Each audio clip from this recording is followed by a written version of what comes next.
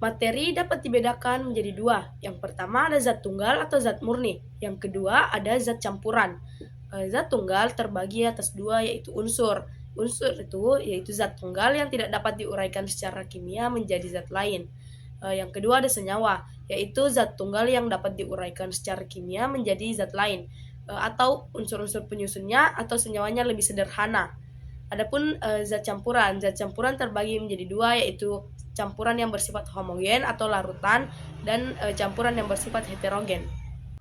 Energi merupakan penyebab utama terjadinya perubahan. Perubahan materi dapat dibedakan menjadi dua.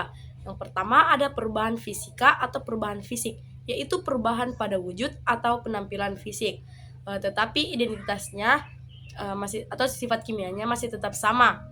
Perubahan fisika ini dapat menghasilkan zat lain, contohnya lilin meleleh karena dipanaskan, air menguap, dan kayu yang dibuat menjadi bangku. Yang kedua itu ada perubahan kimia, yaitu perubahan pada identitas dasar atau sifat kimianya, sehingga materinya berbeda dengan materi sebelumnya. Perubahan kimia ini dapat menghasilkan materi lain atau materi baru, contohnya lilin terbakar, kayu melapuk, dan besi berkarat. Adapun berdasarkan kaitannya dengan perubahan materi, sifat-sifat materi dapat dibedakan menjadi dua. Yang pertama ada sifat fisika, yaitu sifat yang berhubungan dengan penampilan fisik, yang biasanya dapat diamati dari luar materi. Sifat fisik ini tidak menyebabkan terbentuknya zat lain, contohnya warna, bau, rasa, titik didih, dan massa jenis. Yang kedua ada sifat kimia, yaitu sifat yang menjadi identitas dasar materi yang dapat diamati dalam materi tersebut. Sifat kimia ini berhubungan dengan perubahan menjadi zat lain atau menyebabkan terbentuknya zat lain. Contohnya keelektronegatifan, kereaktifan, energi ionisasi, dan energi ikatan.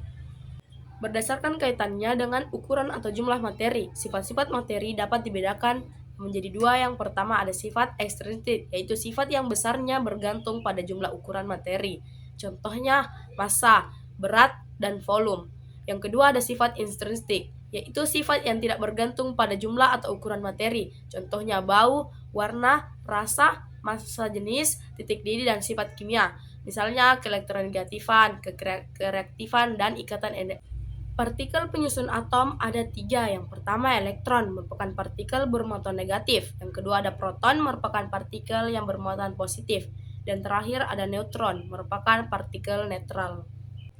Perkembangan model atom. Beberapa model atom yang penting untuk diingat. Yang pertama, model atom Dalton.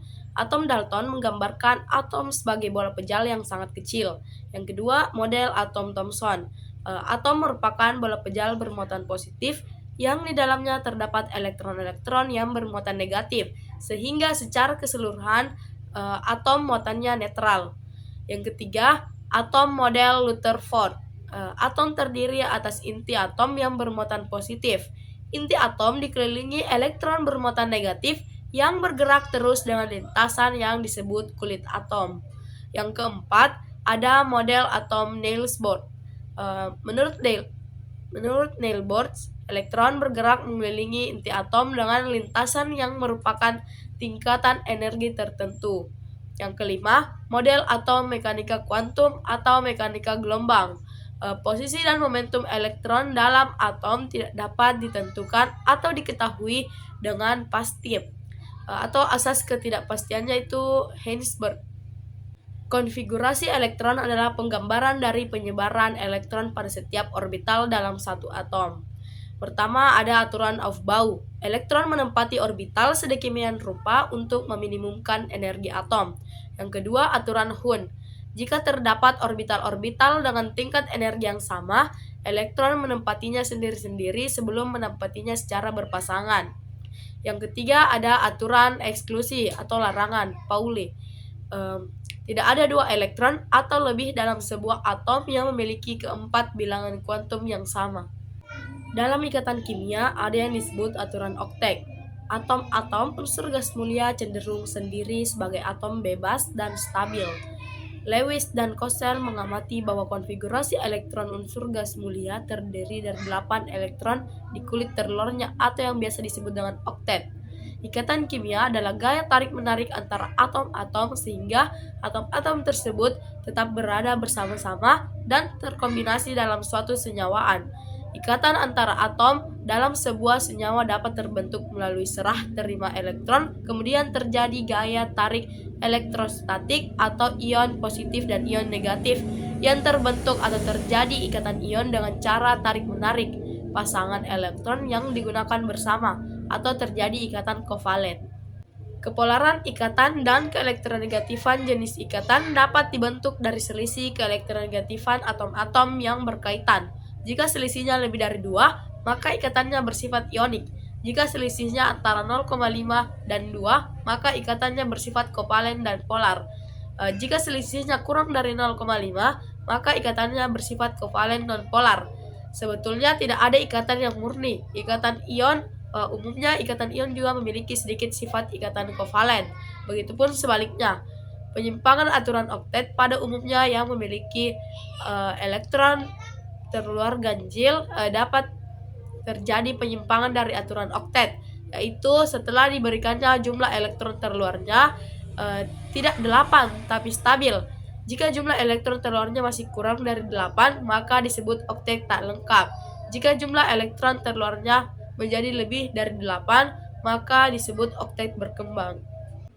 Adapun persamaan kimia menggambarkan berlangsungnya reaksi. Arah reaksi disimbolkan dengan arah anak panah dengan menggambarkan proses perubahan reaksi menjadi produk reaksi. Persamaan reaksi yang lengkap dituliskan wujud masing-masing zat dan koefisien reaksinya. Pada reaksi yang setara, koefisiennya reaksi dituliskan sesuai dengan perbandingan bilangan bulat yang sederhana dari masing-masing zat yang bereaksi dan yang dihasilkan dalam reaksi. Dengan demikian, maka jumlah atom-atom sebelum dan setelah reaksi juga akan sama dan sesuai dengan hukum kekekalan massa atau Lavoisier. Adapun macam-macam reaksi pada persamaan kimia. Yang pertama ada reaksi kombinasi atau penggabungan. Yang kedua reaksi penguraian. Yang ketiga reaksi substitusi atau pertukaran. Dan yang terakhir reaksi netralisasi atau penggaraman.